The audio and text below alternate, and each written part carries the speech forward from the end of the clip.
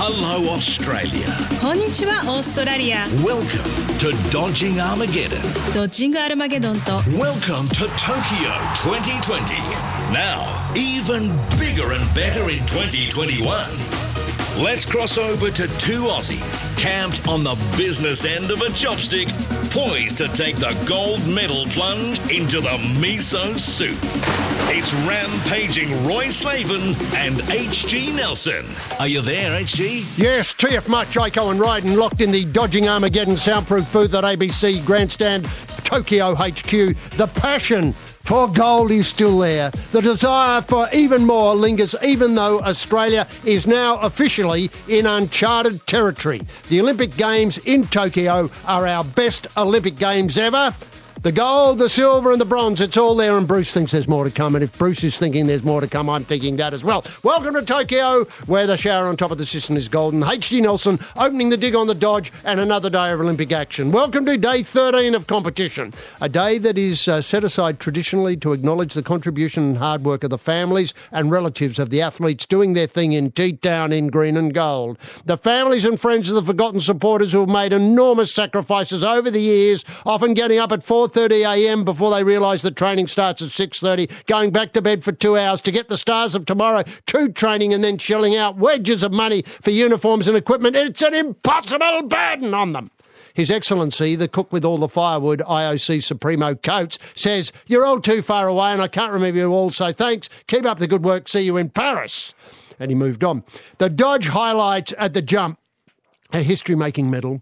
Ashley Maloney snared bronze in the decathlon yesterday. Australia finally on the board in the Big Ten. In the final prong of the comp, the 1,500 metre, our hero ran a PB of 4:39.19 to clinch the third step of the podium. He was aided mid-race by a spray from fellow Aussie Cedric Dubler, who sacrificed his own race to give Maloney a verbal touch-up.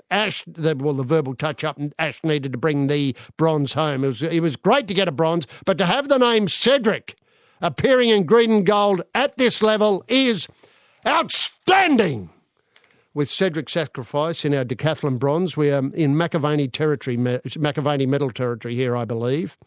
Aussies sacrificing their own rewards, their own success, their own, certainty to help other Aussies home. If we only had someone called Cyril standing by as dry powder in this Aussies tilt, the Australian Games ever would be complete. Speaking of verbal touch-ups, Boomer coach Gorgian B, Gorgian, B full stop, produced a quarter-time spray that has been getting big raps. Nothing wrong with the content, but BG needed to shout louder to get the message through to those boomers.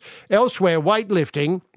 We know the caper is on the very brink of Olympic extinction, but Kane Wilkes from the USA in the heavies, not the super heavies, in the heavies, lifts 212 kilos. A load that is the equivalent of throwing in the air 2 South American fur seals, 2 bearded pigs, 2 giant pandas, or 2 newborn baby elephants. It's some heave. And we still have green and golds to go. Hull and Hall, plus Hoare and the King of King Island go round in the 1,500 metres. Let's not forget the tap-dancing ballet dancer, plumber Harry Garside, who will be dancing off for lightweight goal against the Cuban champ, and Andy Cruz. Harry's been working up Sleeping Beauty with help from other people in the village, and he's got a left hook that he hopes will catch Andy on the doze. In the 10K swim for blokes, incidentally, world champion Germany's Florian Wellbrock and Italy's Gregorio Paltinieri have snared gold and bronze after winning medals last week in the pool, where they jagged bronze in the 1,500 and bronze in the 800 respectively. They are the only swimmers to achieve this feat, as in a medal in the pool and a medal on the 10K at the same games ever. And with that nugget giving us pause for thought on day 14, let's free from the leash a man who remains the people's representative for global sport on an Australian scale still. That man is rampaging Roy Slavin. What highlights have caught your eye overnight, Chindaro? Yes, thank you very, very, very much, HG San and Konnichiwa, Australia San. God almighty, it's been hot. I don't know if it's the heat is getting through or the pictures getting back home via Channel 7, but I can't remember a bloody hotter Olympics, to be honest, HG. I mean, LA was pretty warm. Athens was reasonably warm, wasn't it? It was hot. But nothing like here. No, it's got a special sort of heat. It's got a special sort of Twang heat. It's to a it. weird heat. Yeah, it's an unhealthy bloody heat. I'm over it. Well, they're up to 34. Yeah. 34. 34, but it feels like 54. Well, when they were doing the 50K walk, I think it was 64. 64, that's how it felt. And you've got all the bounce coming off the concrete. There's so much bloody concrete in this city. Anyway, nothing we can do about it now. However, the AOC went to a do last night. I know you, quite wisely as it turned out, had other things to do. This was... I was watching the Russian Spiders, the ROC. Oh, that was great. I know, incredible. Yeah, I wished I'd seen it. But anyway, I went to this. Scared me shitless. Yeah, well, they scare me too, those spiders, those German spiders. Russian. ROC. Oh, they were Russian spiders. I saw some German spiders. Oh, you could have easily done. I did see German spiders. They were great. Yeah, anyway, the hors d'oeuvres last night were great. This was just a do put on by His Highest Excellency, who spoke and said it was the most successful games we'd ever had. And this was just by way of a thank you to whoever was about and who, responded to the invitation, which I foolishly did with hindsight. I had a bit of a chat to Keegan Palmer, who was there. This is our skateboarding hero. Got gold in the skateboard. Mm-hmm. He's dual citizen. He's both American and Australian. I don't know how that works. I got the shock of my life when I listened to him speak. It was as if I was in LA. And I said to him, are you an Aussie? He said, oh, yeah, I spent a bit of time in Australia. Oh, phew, I thought. Thank God, at least he spent a little bit of time down under. The food, HC, was prepared by Peter Gilmore and flown in. There was a fair bit of lobster. There were crabs, cheeses, those French lamb cutlets. They were French cutlets. They were just beautiful. Really. I really hoed into those. I hoed into the lobsters as well. The wine came from the Orange District. Yeah, magnificent. It was magnificent. Yeah. That cool climate wines they produce in the Orange area, just magnificent. Well, on Mount Canobolas, they can go up above 600 metres. They do, although they're having to relocate because it's not getting cold enough on the Canobolas anymore. Look, what I loved about last night was it was all free. It was all free. You could just have there weren't many of us there. There might have been 40 of us there. I tell you who was there. Tom and Jean van der Westhuizen. These are Tom Green, it might have been. Mm-hmm. The names we're going to remember forever, and I told them that last night. They've done so much for the double kayaking. They've really put it on the map in Australia, and I think they've put it on the map in the world, the way they did it. I said this to them last night, and they appreciated that, and they enjoyed the lobster as well. But I couldn't sleep. It was too rich. The food was too rich. Yes. So tossed and bloody turned, tossed and bloody turned. Yeah. So eventually I got up at about 2 this morning, Tokyo time, and I just got looking at the medals, and I realised that New Zealand now have 7 golds. I know. 6 silver and 6 bronze. It's the best they've ever done. I think, what is going on there? And I just, because I was bored, I looked at Peter Snell's record. And I worked out, HG, that Peter Snell, he's there, he might be Sir Peter Snell these days, and he should be. If he was running in this games, his time set in 64 would have got him silver. It would have got him silver. That's incredible. And so I thought, well, wonder how Herb would have gone. Herb Elliott, who I think he ran in 1960. He ran at 3:36. Sadly, had Herb been running this time, we'd still be waiting for him to finish. The times these days are more than 10 seconds faster than Herb.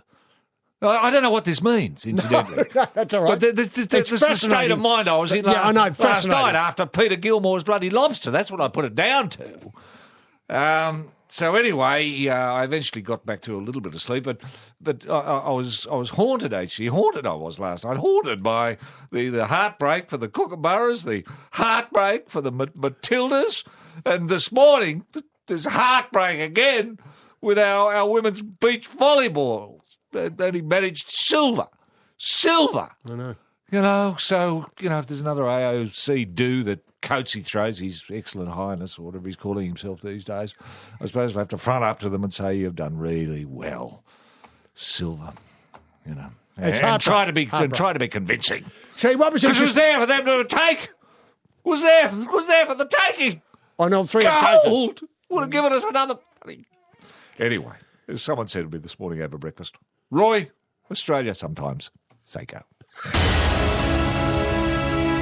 Dodging Armageddon recognises the Aussie spirit, forged in Anzac, tempered in Kokoda, and blessed with fairness, a will to succeed, and respect for decency.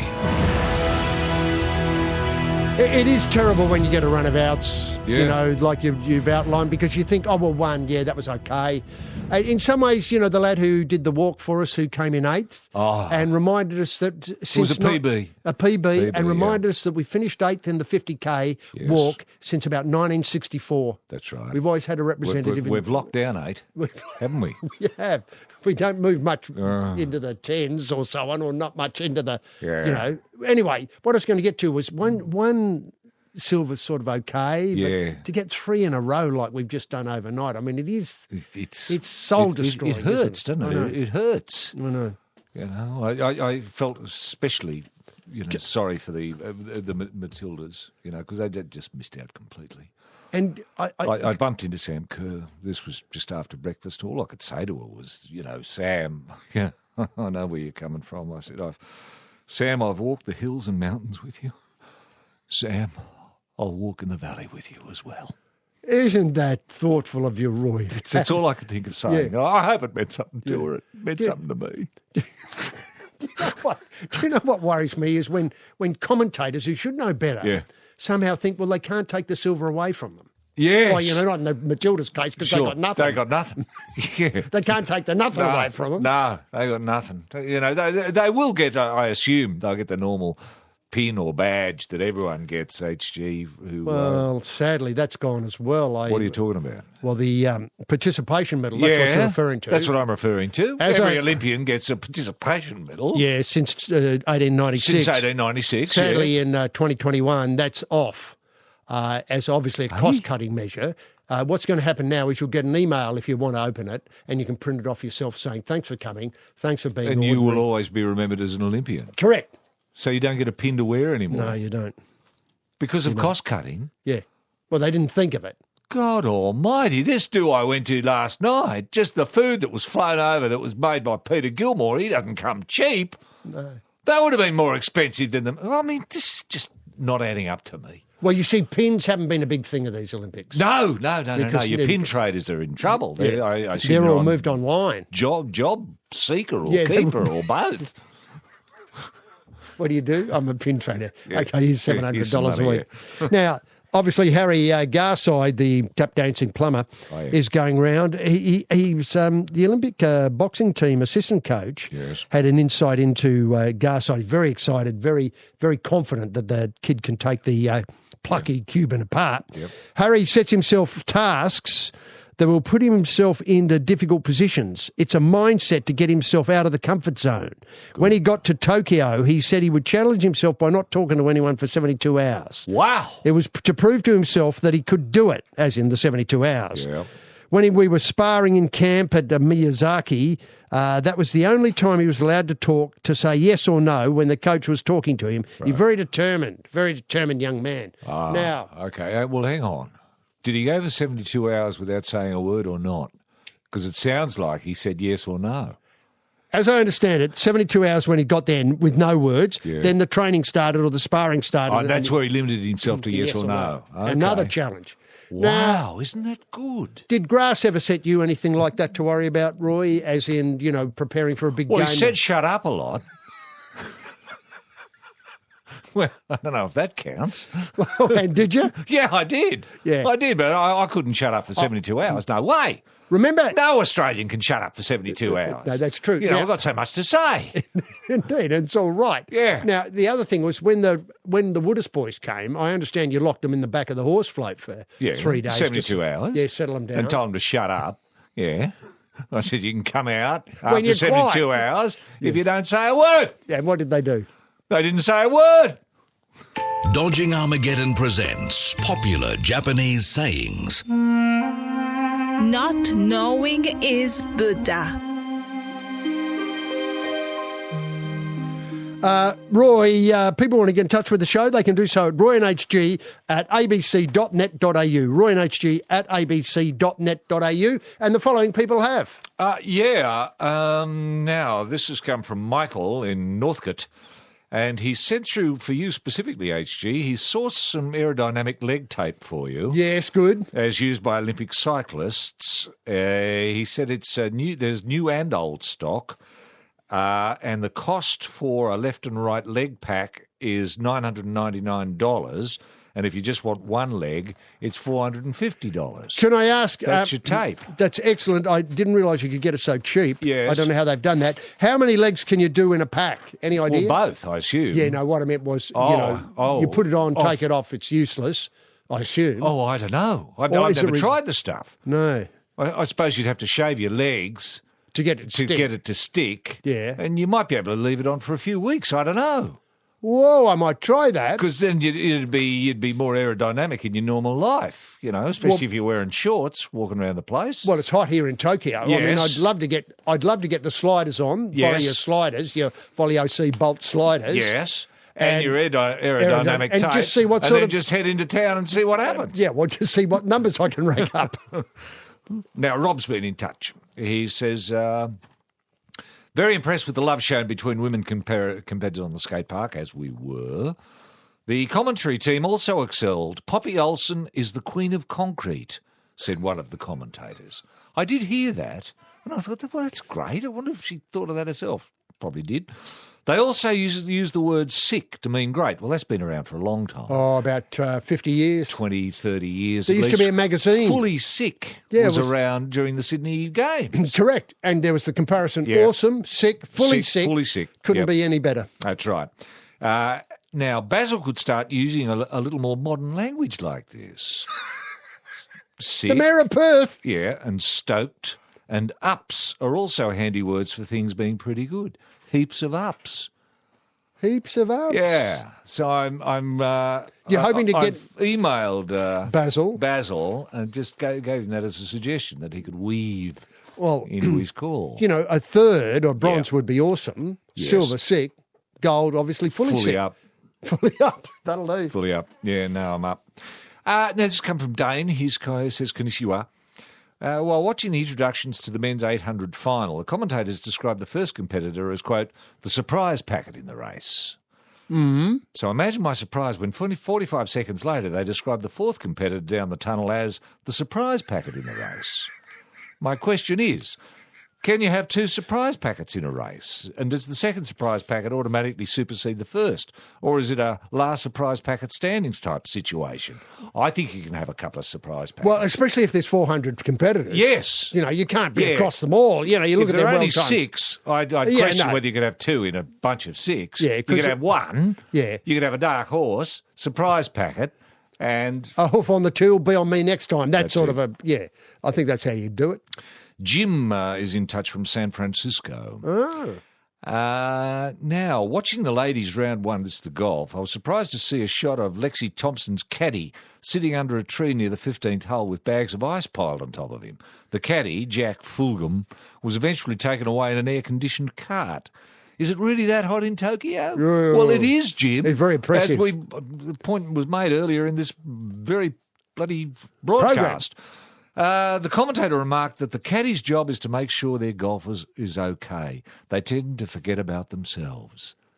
That's true, isn't it? It is. A good caddy And so always puts the player First. ahead of themselves. And so this chap who's collapsed Yes. obviously went a bit too far. He did. He And did. you're went dragging above- the bag, obviously, advice. He went and- above and belong. Now, Lexi birdied 3 of the final 4 holes, so thankfully the incident didn't affect her game. After the round, Lexi remarked that she might have to get a local to fill in for Jack. Yes, Because I well, think Jack's out for the count. with heat exhaustion. Yeah. Yeah. Well, you see, that the- can happen. humidity here is a huge problem. Yes. It just weighs on And, you. and people forget how difficult it is to carry a bag. yeah, You true. know, for 18 bloody holes. And you think, oh, great. But that's only one day. You got 4 days. Yeah. You get the feet up for an hour or two, you can't sleep, you eat a That's bit of it. lobster. All Yep. of a sudden you look at Peter Snell's record and wondering if you're mad. Now, this has come from Emma in Cooma. She says, thought you might be interested in the call made by the gymnastic commentator Liz Chetkovich when the balance beam final was on the night before last. As you may have seen, the Channel 7 footage contains some surround or 3D TV images. I've seen that where the camera goes all the way around. It's just fantastic. So you can see the gymnasts from all angles. Liz described this as wonderful, which it is, to be able to see everything these days in 4 dimensions. Now, I'm not sure if Liz can actually see in 4 dimensions, therefore becoming the first person on Earth to move the existence of the 4th dimension from theory to reality, or if she's just really thrilled by the TV technology available these days. The 4th dimension is usually theoretically referred to as time and space. Yes. Yeah. So That's a bold claim, though. it is, though, to see it in 4 dimensions. That it does my head in just now trying to conceive of 4 dimensions. I struggle with 3. I hope you're not going to stay awake Because you're looking about this. you're looking at a 2-dimensional surface To start with, and suddenly it's 3 dimensions on a 2-dimensional surface. Head in. Suddenly the 4th dimension kicks in. Man, You're going to a place that you never thought you'd be never going thought to. I'd be going to. Thank you.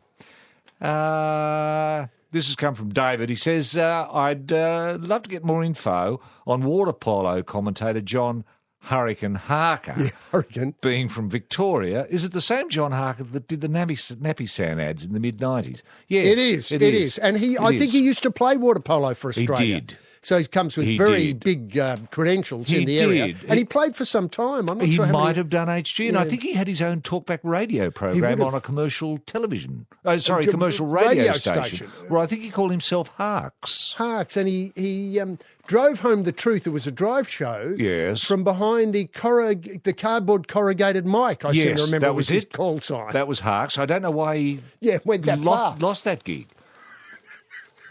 I mean, there might be a call to get Harks back. Now, HG, this is Angus in Sydney.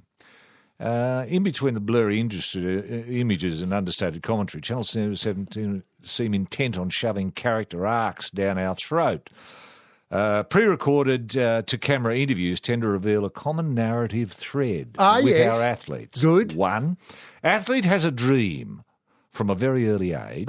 2, athlete undergoes great personal sacrifice in pursuit of the dream. What, liver transplant? 3, leg transplant? athlete makes the Olympic team and says that it's more than they could ever have dreamed of. That is a common And this is story. often described as a journey, isn't it? Yes, it is a journey, yes. Yeah. Imagine a post-race interview where a surreal savvy Australian says that winning a gold medal was actually pretty underwhelming compared with their wildest dreams. Japan loves our iron ore. Japan loves our coal. Japan makes things. Australia wins medals. End of story. This is Dodging Armageddon on ABC Radio. Yes, Roy, you'll be pleased to know that Hannah Green's up to the bronze position in the golf. She's, she's really come from behind. Yeah, I'm not sure whether she'll be able to hang on to bronze. So she's hanging in third position behind the quarter. Yeah, can I just say, apart from caddies collapsing, I mean, the golf, you see is what you get, isn't it? It is. It hasn't really stamped itself. No, unlike skateboarding. Skateboarding, it's really stamped itself. And maybe you want to enjoy the disappointment of the Dodge. Well, you can do that by listening to the app to download the podcast. So the podcast's available not long after we pull up stumps here. Yeah. And Roy... And you can relive the whole games, can't you? You can go back to the earlier ones, can't you? You can, of course. They're all there. Isn't that Day incredible? One. I know. Find out what it's like voice. the fourth dimension. It's the fourth dimension comes to radio. You're listening in 4D. So listen on the app to download the podcast. And Roy, I should put in a plug also for the Bludge tomorrow. Yep. On the Saturday, obviously kicking off on some networks of the ABC around about noon and available as a podcast not long after that. Join us again when our Highway to Gold intersects with your mode of operation. Bye now.